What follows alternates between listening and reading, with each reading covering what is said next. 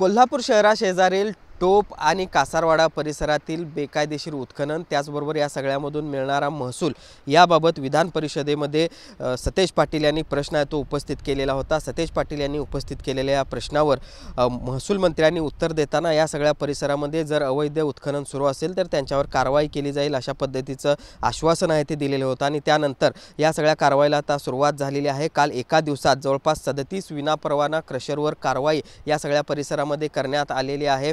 या सगळ्या परिसरामध्ये जवळपास 46 अशा पद्धतीच्या खनी आणि क्रशर व्यावसायिक आहेत। त्यापैकी तब्बल 37 जणांनी विनापरवाना हे क्रशर सुरू केले असल्याचे या सगळ्या चौकशी दरम्यान उघड झालेलं आहे।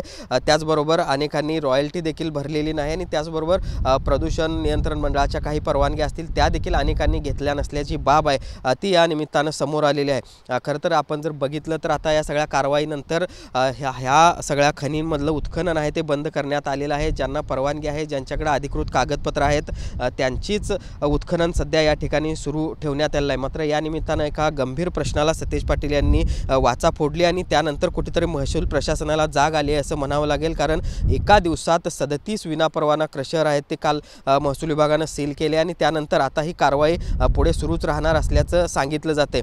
एकूणच गेल्या अनेक वर्षापासून ज्या पद्धतीनं या सगळ्या परिसरामध्ये उत्खनन सुरू होतं त्यापासून आलेला महसूल किती आहे, त्याचबरोबर बेकायदेशीररित्या किती जण या ठिकाणी व्यवसाय करत होते हा प्रश्न अद्याप जरी अनुत्तरित असला तरी आता मात्र जे या ठिकाणी विनापरवाना व्यवसाय किंवा बेकायदेशीर उत्खनन करत होते त्यांना मात्र चाप बसेल अशी अपेक्षा करायला हरकत नाही। Journalist Sunil Katkar, Bhushan Patil, TV9 Marathi, Kolhapur.